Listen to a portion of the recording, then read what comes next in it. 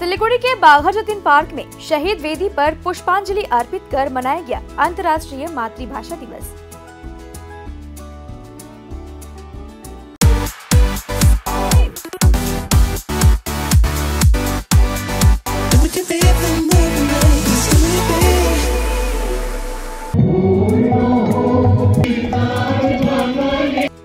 राज्य सरकार के तथ्य संस्कृति विभाग और सिलीगुड़ी नगर निगम के संयुक्त तत्वावधान में सिलीगुड़ी के बाघा जतीन पार्क में शहीद वेदी पर पुष्पांजलि अर्पित कर अंतर्राष्ट्रीय मातृभाषा दिवस मनाया गया। मातृभाषा दिवस की शुरुआत आज सुबह बांग्ला गीतों के साथ हुई। इसके बाद मंगल दीप जलाकर शहीद वेदी पर पुष्पांजलि अर्पित की गई। साथ ही बाघा जतीन पार्क में 5 शहीदों के नाम पर 5 पौधे भी लगाए गए। इस कार्यक्रम में नगर निगम के मेयर गौतम देव, डिप्टी मेयर रंजन सरकार समेत अन्य लोग उपस्थित थे। कार्यक्रम में सिलीगुड़ी तथ्य व संस्कृति विभाग के अधिकारी भी शामिल हुए। तथ्य संस्कृति विभाग শিলিগুড়ি এবং পুর নিগম তারা যদি একসাথে এই অনুষ্ঠান করতে পারে তো আমরা সানন্দে সহমত প্রকাশ করেছি এবং আমাদের অনুষ্ঠান কিছুটা পরিমার্জিত করে আমরা আজকের এখানে প্রথমবার আমরা আন্তর্জাতিক মাতৃভাষা দিবস আমরা একসাথে এখানে আমরা পালন করছি। আমি তথ্য সংস্কৃতি দপ্তর পশ্চিমবঙ্গ সরকারকে আন্তরিক ধন্যবাদ এবং কৃতজ্ঞতা জানাই।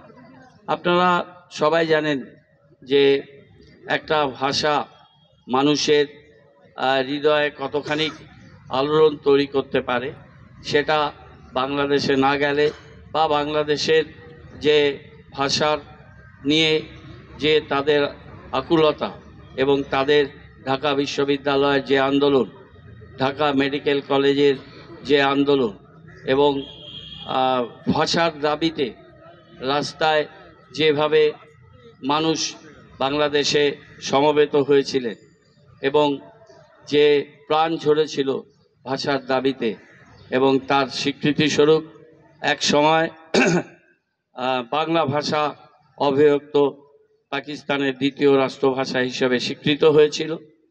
পরবর্তীকালে ভাষার ভিত্তিতে একটি দেশ আত্মপ্রকাশ করে 1971 সালে এবং সেই দেশের যে উন্মেষ, যে বিকাশ, যে আত্মপ্রকাশ বঙ্গবন্ধু শেখ মুজিবুর রহমানের সাথে মানুষ আজও শ্রদ্ধার সাথে স্মরণ করেন।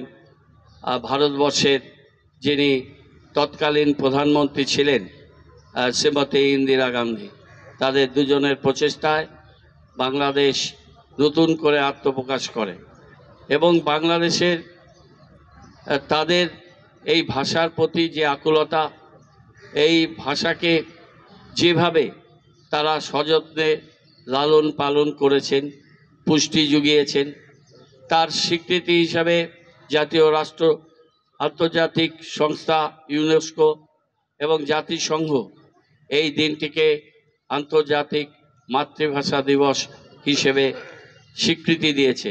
এর থেকে বড় স্বীকৃতি আর হয় না। আজকের এই দিনে পঞ্চশহীদ যারা ভাষা আন্দোলন করবার জন্য শহীদ হয়েছিলেন, আমাদের ভারতবর্ষের কাছাড়ে, শিলচরে যে আন্দোলন হয়েছে বরাক উপত্যকায় ভাষার দাবিতে, সেই আন্দোলনের যারা পুরোধা ছিলেন তাদের সবাইকে আজকের এই পবিত্র দিনে, আজকের এই বিশেষ দিনে আমরা আমাদের পুর নিগমের পক্ষ থেকে সমস্ত যারা পৃথিবীর বিভিন্ন প্রান্তে যারা তাদের মাতৃভাষায় কথা বলেন, তাদের নিজস্ব ভাষায় তারা এগিয়ে যান, তাদের দুঃখে কাঁদেন, আনন্দে হাসেন, সেই নিজস্ব মাতৃভাষার আজকে আন্তর্জাতিক দিবস।